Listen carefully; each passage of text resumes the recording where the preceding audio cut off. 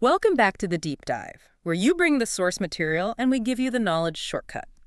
Our mission today is to take a foundational, yet, well, often intimidating concept, recursion, and show you why it's not just some programming trick. Not at all. It's a fundamental pattern. It structures everything from mathematics to the cosmos, really. We've compiled some great material that really shows the elegance of this idea.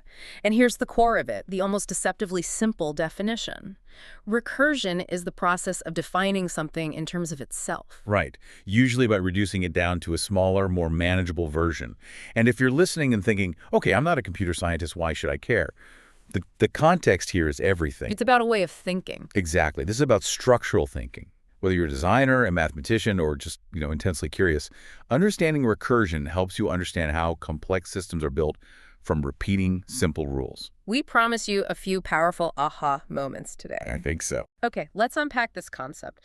The sources had some really accessible, non-technical examples that I liked. Yeah, let's start there. Okay, think about the definition of a human being.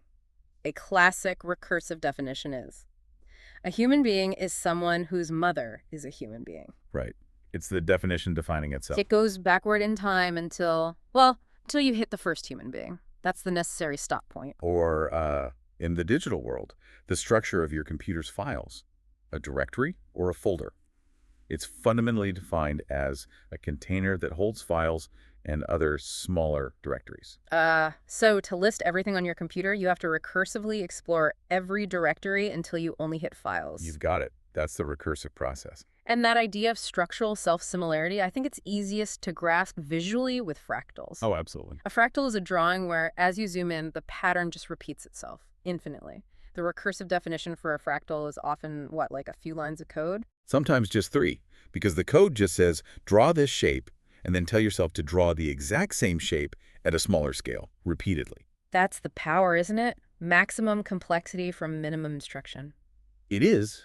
Now that we have that conceptual idea, that rule of self-reference, we should probably transition to the more formal language. The technical side. Yeah, because clarity is crucial when we're talking about algorithms. The sources give us 4 distinct, but very tightly linked definitions that really nail the different roles recursion plays. Okay, lay them out for us. First, we have recursion itself, the general process. It's solving a problem by reducing it to smaller versions of that exact same problem. So that's the philosophical approach. Precisely. Next is the recursive definition. That's what we just discussed with fractals and directories. It's the static rulebook defining a thing using the smaller instance of the thing itself. Okay.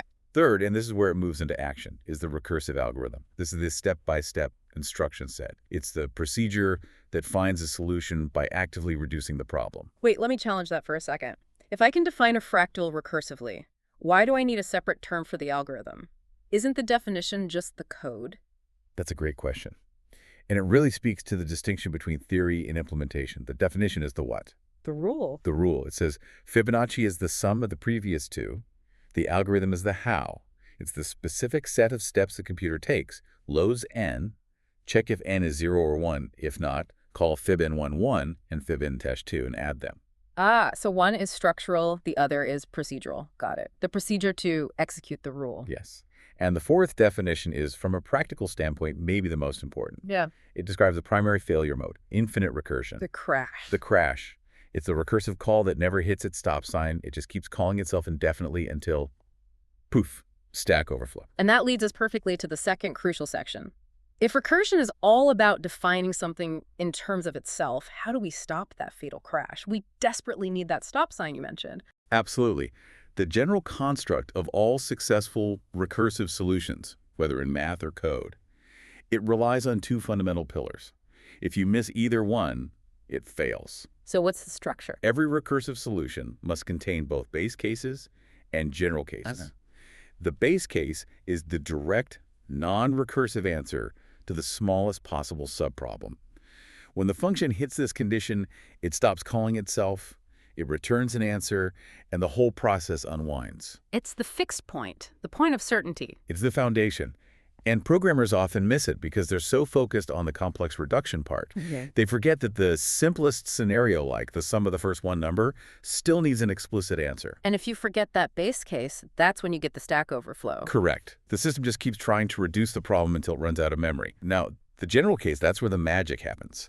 This is the recursive step where the function calls itself again, but always ensuring it reduces the size of the problem toward that base case. So the general case does the heavy lifting, but the base case ensures the job ever actually finishes. The sources note this structure is key for everything from simple sums, like the sum of the first n positive integers, to way more complex stuff. Because you just keep reducing n until you finally hit n1. Okay, let's move from simple sums to one of the most famous recursive sequences in history. The Fibonacci numbers. Yes. This is where biology, computation, and pure math all just collide. Ah, yes, Leonardo of Pisa, or Fibonacci, lived 8 centuries ago. He devised this sequence, famously, to model the growth of a rabbit population. And the sequence begins 0, 1, 1, 2, 3, 5, 8, 13, 21, 34, and on and on. Every number is just the sum of the two that came before it. It's a perfect recursive definition. Fn equals Fn1 plus Fn2. Yeah. And if we look at that rabbit model, if in generation 7 you had 21 pairs, 13 of which were adults, Okay. the next generation, Gen 8, is defined by the preceding 2. The total pairs will be 13 plus 21, which is 34. The key insight is that the population growth is defined entirely by its own history. It's perfectly self-referential. But you mentioned earlier that while this definition is elegant, the standard recursive algorithm for calculating it is, well, it's pretty inefficient. It is notoriously inefficient. When you actually implement that function in code, its time complexity is O to n. Exponential. Yes, which means the computing time doesn't just increase, it basically doubles with every single number you add to the sequence. Which is why trying to calculate, say, the 50th Fibonacci number recursively would just take an absurdly long time. An infeasibly long time. And you can see why if you draw the function calls for a number as small as, say, 4 or 5, you see fib3 and fib2 being calculated multiple times over and over again in different branches of the call tree. It's structurally redundant. Because of its definition. But here's the truly stunning connection. The inefficiency itself is mathematically defined by a universal constant. The complexity isn't just roughly O to n, it is precisely O of 1.6180 to the nth power. Wait, 1.618? That's the golden ratio. That is the golden ratio, phi. That's amazing. So the mathematical constant that defines the beauty of a sunflower, spiral, or ancient architecture also defines the specific failure rate of a naive computer algorithm. The structure of the sequence dictates the time it takes to compute it. It connects biology, computing, and pure math right there in one number. Okay, for a quick contrast, you mentioned another problem that's recursively defined, the hailstones problem. Yes, the watch out for those hailstones problem, also known as the Collat's conjecture. Right. It's a beautifully simple set of recursive rules. If a number is even, you divide it by 2. If it's odd, you multiply it by 3 and add 1. The next number is defined entirely by the current one. You just keep repeating. And the mystery there is that even though the path is chaotic, the number bounces up and down like crazy. Every starting integer we've ever tested eventually leads to the number 1. Which is the base case. It's chaos constrained by a simple recursive process. It's a great contrast to Fibonacci. One is predictably inefficient, the other is simple, but leads to complex, seemingly random behavior, yet always reaches its goal. That dual nature shows you the breadth of recursion. So let's move into some more concrete algorithms and practical applications. We've touched on factorial, where n is n times n1, until you hit the base case of 1. The source has also highlighted the greatest common divisor, or GCD. GCD is a perfect illustration of that reduction principle. The most efficient way to find the GCD of two numbers, say a and b, is the Euclidean algorithm, which is fundamentally recursive. How does that work? Instead of just guessing and checking, the algorithm says the GCD of a and b is the same as the GCD of b and the remainder of a divided by b. Oh, okay. You just keep applying that single self-referential rule. You're always reducing the size of the numbers until you hit the base case where the remainder is 0. At that point, the number b is your answer. It's pure elegance through self-reduction. That is a powerful shortcut. But for a truly visual demonstration of recursive logic, we have to talk about the Tower of Hanoi. The classic puzzle. Legend has it that ancient monks are moving 64 golden discs, and when they finish, the world will end. The objective being to move a stack of n discs from one peg to another, one at a time, and you can never place a larger disc on top of a smaller one. Right. And if you try to solve it linearly, taking step by step, it's just overwhelming. But recursively. It's just 3 steps. Precisely. If we have n disks to move from a source peg to a destination peg, the algorithm defines the solution by just assuming it can already solve the simpler n1 problem. Okay. Step 1. Move the top N1 disks from the source peg to the helper peg, using the destination peg as a temporary space. That's a recursive call. You're basically kicking almost the entire stack out of the way recursively until you're left with just the biggest disk at the bottom. That's the preparation. Now, step 2, the core move. You move that single largest disk number n from the source to its final destination. That's the non-recursive base step for that layer. And step 3. Step 3, move those N1 disks from the helper peg, where they're sitting, on top of the big one at the destination. And you use the original source peg as the new intermediate space. Again, another recursive call. That's just structural perfection. You define the solution for n by just assuming the solution for n1 already exists. You just trust the process. This whole logic of divide and conquer is why this knowledge is so crucial in real coding challenges. The sources mentioned specific KDIS problems that test this exact kind of thinking. Let's talk about efficiency games for a second. We saw Fibonacci was inefficient. So where does recursion really shine in practical programming? Tell us more about that out-of-sorts problem. Out of sorts requires implementing recursive binary search. And this is where recursion gives you a massive efficiency upgrade. Binary search. Right. It's fundamentally recursive.